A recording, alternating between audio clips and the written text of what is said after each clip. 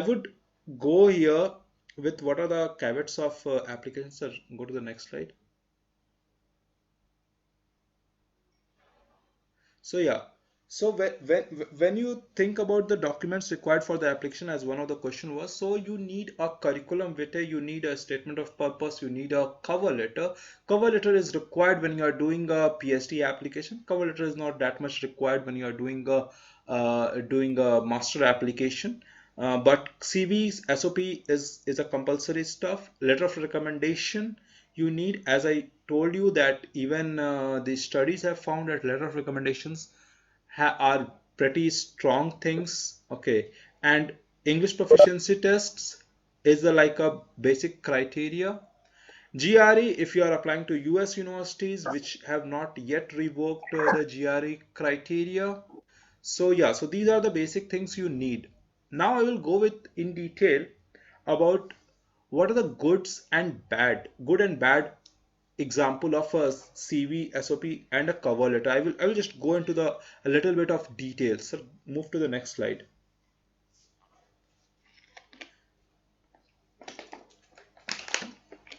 So if you can see here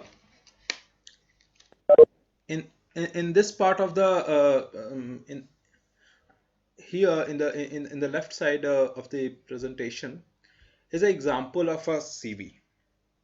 The first thing which I see in this CV is curriculum vitae.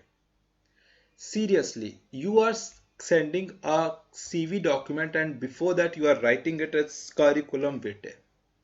It is understood that the document you are sending is a curriculum vitae. You don't need to write it out. Okay. Then you can also see it's not very clear, but you can see that there is a kind of a address given here. Now tell me, in this age, who still receives the letter? I don't think anyone is receiving a letter. So why you are wasting your space? Remember that whatever space is there for you, use that space very effectively. All your words you are gonna write in a document is like a currency. Always assume that you just have 100 rupees in a currency and you have to use it very effectively, very precisely. So again, the address is there. Then he has written about something about career objective, which is not a part of a CV. It could be a part of a resume, but not a part of a CV. Then read the if you can read the educational qualification, just read it out.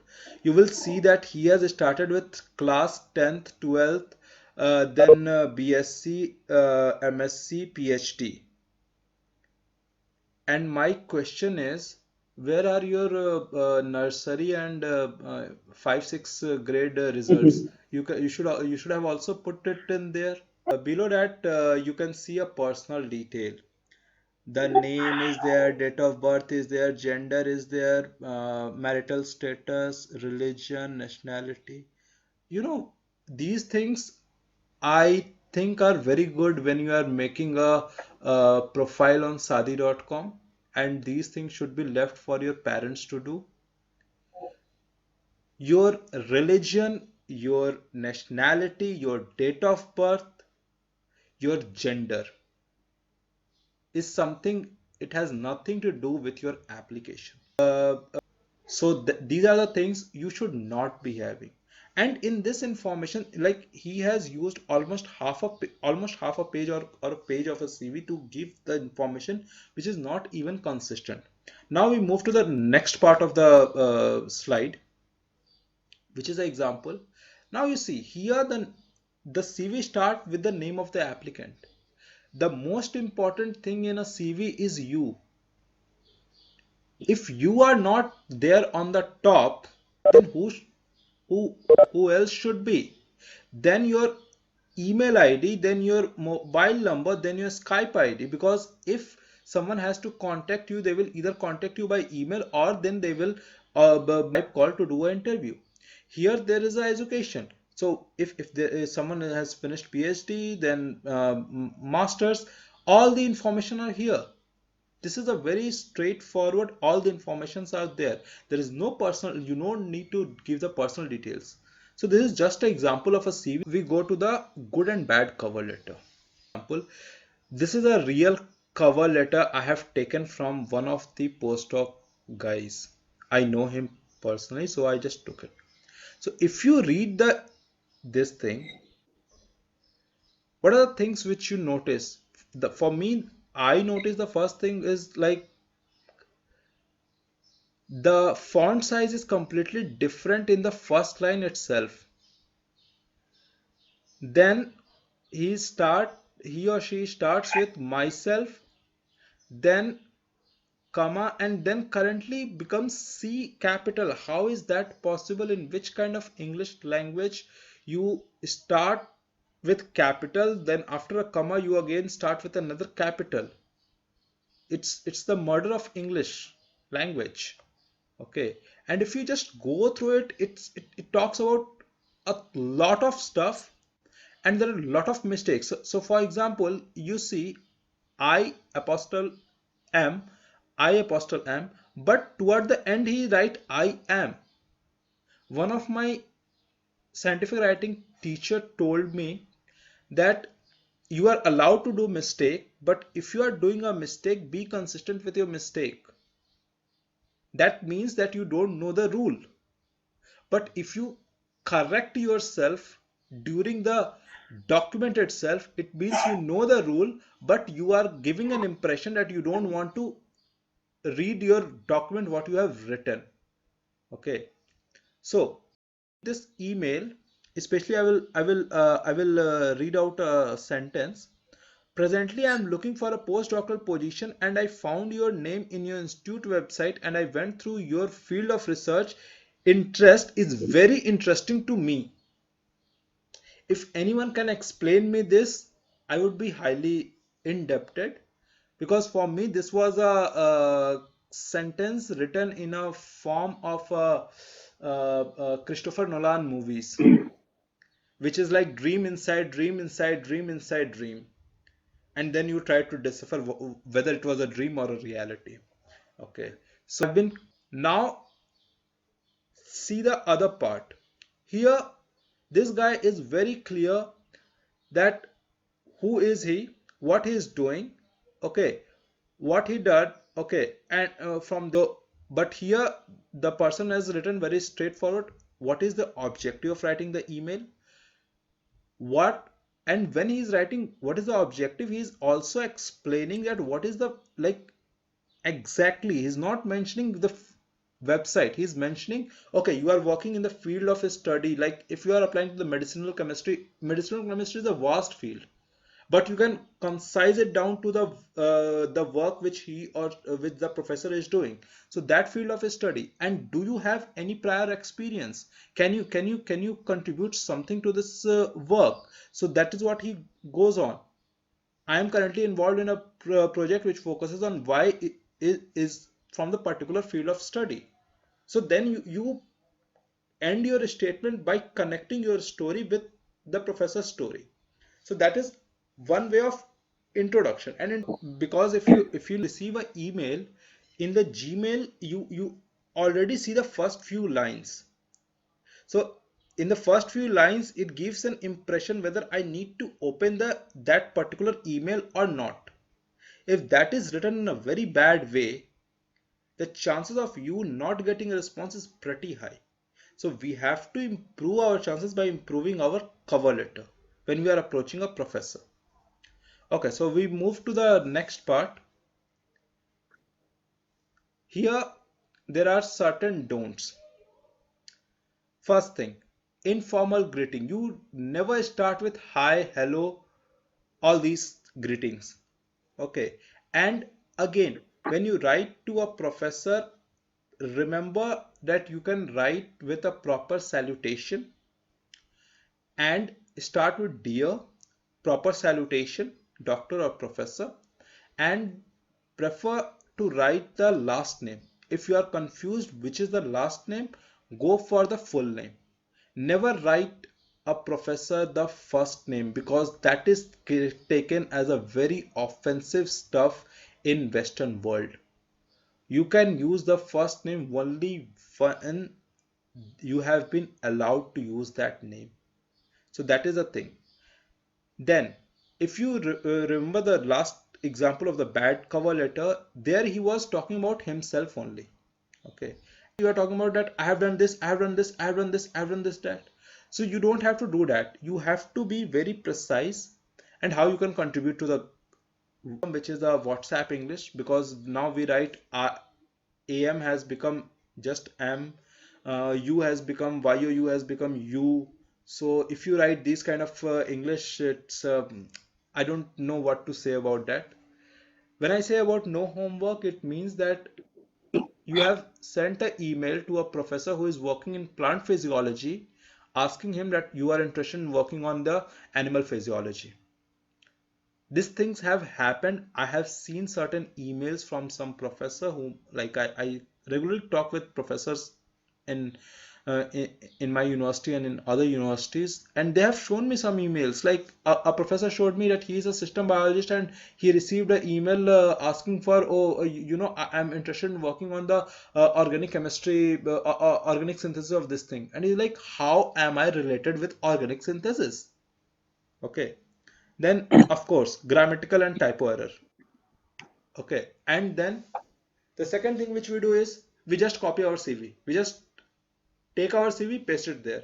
If you are just going to copy your CV, then what is the need of sending a CV then? So focus on these things. Don't do these mistakes. Now we move to the statement of purpose. So, statement of purpose, letter of motivation, so many names given to this document. It depends where you are applying. If you are applying in US or Canada, you need to write at least 2 pages of SOP. If you are applying to European countries, they ask you to write very small SOPs. But what you should be doing in SOP? So if you see the one which is front of us, he start with going in a philosophy. Sir, go for the next few slides. What is life? Like he's going in a philosophical tone. What is life? Oh, life is a philosophy. Then too much generalized stuff like life is this, life is that, I saw this thing and then I got involved into this, that is why I took biology. He comes to that I took biology toward the end. Taking biology is taking so long. So just imagine how long it will take to reach to the research area. You have to be very precise. You can use a metaphor, you can use a quote, but if you are using those quote or metaphor, make sure that you are able to reach to the point. Like if you see the other example, this candidate also start with the story, like the story of nature inspiring man is a old one. He starts there, and another one or two line he is already there that I am interested in synthetic biology and why this is like inspiring this thing. So he is able to take a message and connect with his own story. So that is important. And then if you go through, like it is not very clear here, so if you go through it, you will find that this information, he talks about the research being conducted in the university. So introduction has to be very very effective. So remember, like, okay, I will give you an example. You all must be knowing Rajnikant. Okay, we all, when we watch a movie of Rajni, we know that he is the actor. But why in most of his movie when he enters, he never enters like a normal man walking. No, you will see the shot from the foot, then it goes on his body, and then finally he will come with flapping his goggles, and then you will see his face. Why so much build-up is made for the Rajni intro? Because intro is the thing which grasps the attention of a reader or a person who is saying it. So similarly, your intro should be very strong. So introduction take the most time in writing a SOP. When I write a SOP, when I guide student to write, I always ask them to first write the body of the SOP. Then once the body is done, then you can summarize it in the introduction. So that's the example you need to understand. It's all about when it comes to the application part, application is more about how well you are able to market yourself. Suppose you are going to watch a movie and I tell, yeah, there is a hero from South India and yeah, he's a little bit dark and dusk and something like that. People will not watch the movie, but will just say that, oh, it's a Rajni movie. People will go and throb the theaters. So that's the thing. If you don't give a brand value, so brand will come when you polish your product in a very informative way, which can be deciphered in a very good way. So you have to package your product. So the cliche argument should be avoided. And the and most common thing, since SOP is about, the statement of purpose is about, it's like a story. It's like a story how you got interested into this particular field and why you want to continue further. Since you already have a bachelor degree or a master degree, now you want to go for a PhD or a master, why you want to go for it. So you should have a very strong arguments to support. So when we write, we have to write our own life story, and when we write, we use I in the same way. Suppose you have prepared a food for 10 people and now you come to know, oh my God, 20 people are coming and you don't have the stuff. What do? You add water so that the gravy is too much. So just like in some kind of bhandaras you go, you receive the gravy, you receive the vegetable and the curry you receive, which is like a just flowing water. So we use I like that. I I did this, then I was interested in that, then I did that, then I did that. So one of a professor from US, he once quoted that, we know that it's your it's your statement of purpose. Don't tell us again and again that it is your cover letter. So this is a very common mistake which students do. Then writing a very generalized SOP. A story, what sending the first draft. When you write any document, always remember that the first draft is always for the dustbin. Never ever send your first draft. And most of the time what students do is like, okay, I have to finish a SOP, tomorrow is the deadline, let's write in the whole night. I will do a night out and then I will finish the SOP and then I will send it. And again, grammatical and typographical error. When it's in SOP, we do better. These error are, for us, it is a very small mistake, but for an application committee, it's a grave mistake. The example is the point here is that when you do a mistake like this, the admission committee thinks that you have to finish a thesis. For a master also, you have to finish a thesis. So if you have to finish a thesis, if your English is so poor that you cannot understand your grammatical and typographical error, how much effort they have to put in to improve your English first. So they will not be teaching you the subject, but they will be teaching you the basic grammatical things, which should not be the first thing you are applying for. So they avoid these application. And again, writing your CV in the extended form. It's a story where you have to present your how you got into what you are doing. So this is about the SOP. Now I will move. So you have to always start early. Start early means if you are aiming for 2021, okay, so start now, because the application will open somewhere by the end of the year or the next year. So you should be well prepared, your documents are well prepared. So that's the thing. And this is one of the example. Other example for start early is, start early means start from second year onwards. From second year, target a national internship, and in third year target a international internship. This will boost your application prospects. Okay, just like when a crime is committed, what police do? Police ask for, okay, get some history sheeter, and then we will inquire them. In the same way, when a admission committee sits for sorting out the application, they look for the applicants who have already received multiple scholarships, multiple internship. So this shows that this candidate has the potential to adapt to a new environment. So that is a very important thing. Then you have to focus on your research project and bachelor thesis. It should be at a very quality level, and this is one of the most important thing.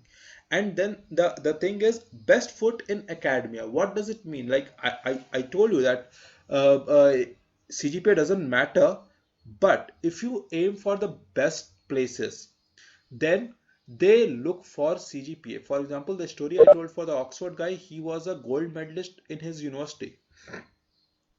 So you should always aim for the highest grade. Whatever you get, it's not a bad thing, but always aim for the you always try for the best grades. And always be prepared. Be prepared means when you are going for a conferences, be prepared to interact with the professor there. Try to make contacts. It might lead you to something, because this has helped a lot of my students. So this I am telling from my own experience and my student experience. And then you will see LOR is written in a different color and is bold also, because the last thing which we focus on is the letter of recommendation. We take our professor for granted. Like, if the deadline is tomorrow, we will tell our professor, sir, please submit the letter of recommendation. If you are doing that, remember that letter of recommendation will be a very general one. General one mean like, oh, I know this student and he is very good and all these things. It doesn't tell you, this letter will not give more detail about you. A letter of recommendation, if you need a letter of recommendation, make sure that you are giving ample time to your professor to write a personalized letter of recommendation. And I will tell you from a lot of stories that letter of recommendation is a key thing which can either make or break your application. This is like a certificate that whatever you are saying is correct. So pay attention to the letter of recommendation, because this is the least important thing. And since Ravin sir is here, he can certify this statement that he would be getting the letter of recommendation request will be like 1 or 2 days in the application, and like, yeah, sir, please send the letter of recommendation, fill the form. Okay, so don't do that. Give ample time so that they can write a good letter of recommendation. So yeah, this was the presentation, and I leave you with the thought of Martin Luther King Jr., which I follow, which I am like: the ultimate measure of a man is not where he stand in moment of comfort and convenience, but where he stand at time of challenge. When we are in our B Pharma, M Pharma, or when we are studying, we are actually at the moment of comfort. We are we, we just take, okay, we have 4 year, we will do this, we will do that, we will do this, but we end up doing nothing. So always put yourself that you are always at the place of challenge. So yeah, so try hard, and then you will succeed. That's a mantra.